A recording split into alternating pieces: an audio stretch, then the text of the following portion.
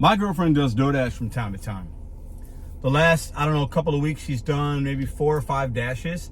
And I'm going to share a story she shared with me and a little bit of insight from her perspective from last night, because she actually worked a little bit late last night.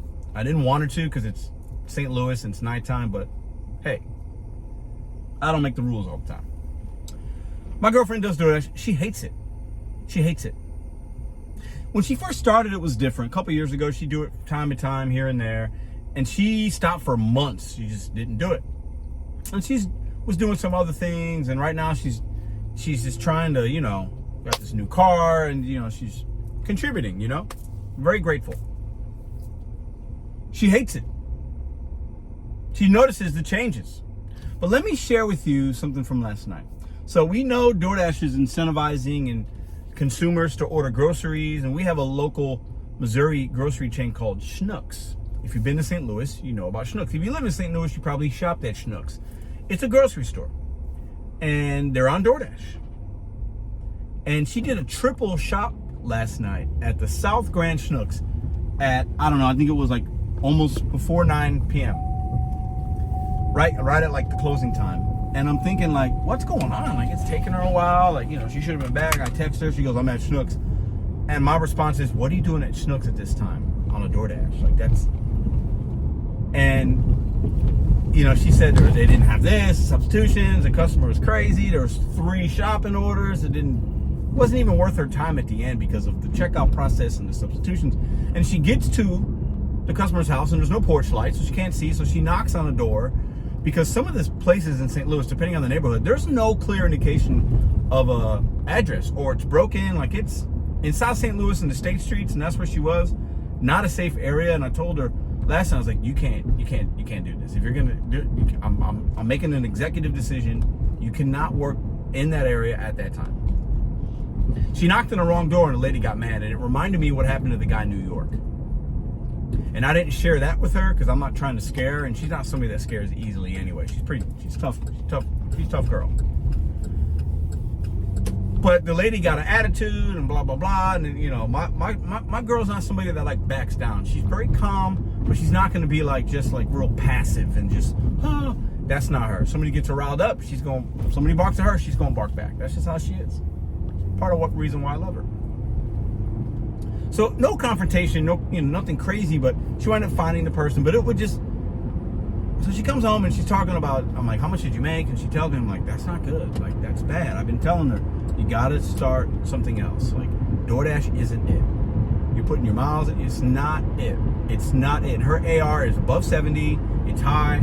She's worried about that. And I told her, right now, don't worry about it. Like, you need to look, she don't want to listen, but she hates it. And I remember the times when I was doing it towards the end, I started not liking it as much just because of the no-tip people, and she deals with a lot of that, and she sees a lot of that, especially on the shopping pays, because they pay okay. But then those entitled customers, especially in South St. Louis, the bonnet crew, the EBT moms, they're the worst to shop for. And that's what she's doing, and it's like, I just laugh at her. She hates it. She cannot stand it. And if you're from St. Louis, you know exactly what I'm talking about. If you're not, you might not know. It's different here.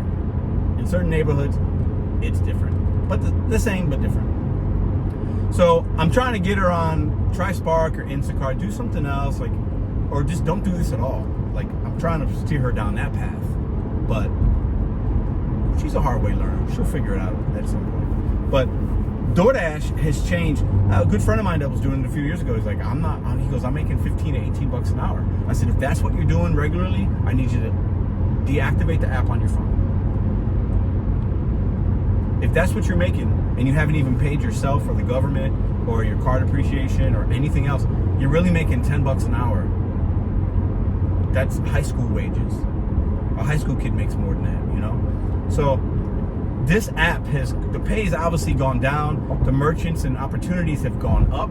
DoorDash is 67% market share right now. They're going to continue to grow, but they grow on the backs of ignorant drivers. The backs of ones that want something different but aren't willing to do something different. Now, this isn't to shame anybody still working the app. You can make money. So a lot of y'all are making really good money. Most people that do DoorDash are not. If that's your only app, like my girl's app, that's the only app she has. She's got Uber, I think, actually. She was talking about doing rideshare. I'm like, don't do that. No. Stop. No. Pause. Breathe. Pray. Don't. No. Because this ain't for everybody. And it's a certain kind of mindset, but then also you got to have a lot of apps. If you got one or two apps and that's all, you're going to struggle. I just ran into a shopper at Walmart Spark, and we seen each other months ago. She's like, hey, like, how you doing over here in Shrewsbury? Is this good? Like, give it to me straight. And she asked me that before because she's just not making what she was making years ago when she worked in the Lake St. Louis market. I'm like, yeah, it could be okay. Yesterday I had a really good day, but I got 5 apps.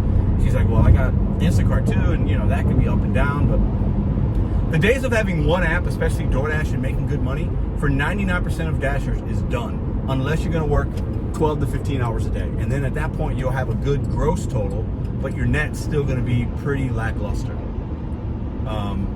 And with all the shopping and all the stuff that they've got on these apps now, and all the customers that just don't want to tip based on for whatever reason, they don't have the money, it's an EBT, the bad experience, they believe tipping is whatever, it's bad.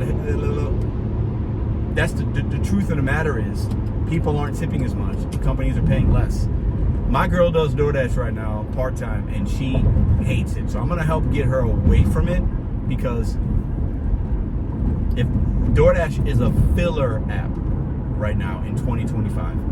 It's a filler app, or it's for content creators that make money doing other things, or it's for single men or single women that live in their car and don't have any kids and little responsibility, and they're going to work 15 hours a day.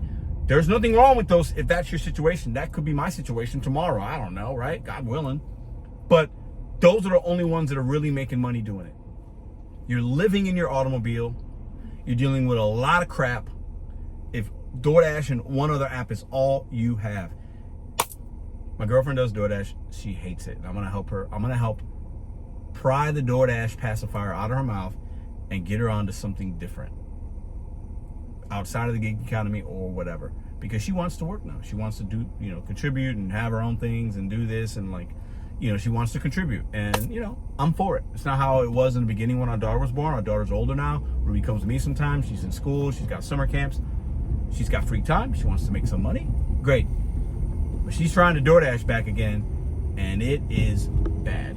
And I think that's most people's experience lately, is that they've seen the ebbs and flows and the changes of that app, and it is garbage. Don't be offended if you're still making good money with DoorDash. That's your experience. You make a channel, you talk about it. Over here on this channel, I share my experience and other people's experience that I know really well. And I'll leave it up to you guys in the comment section to give insight as to how you're doing it in your marketplace right now. See you guys in the next video.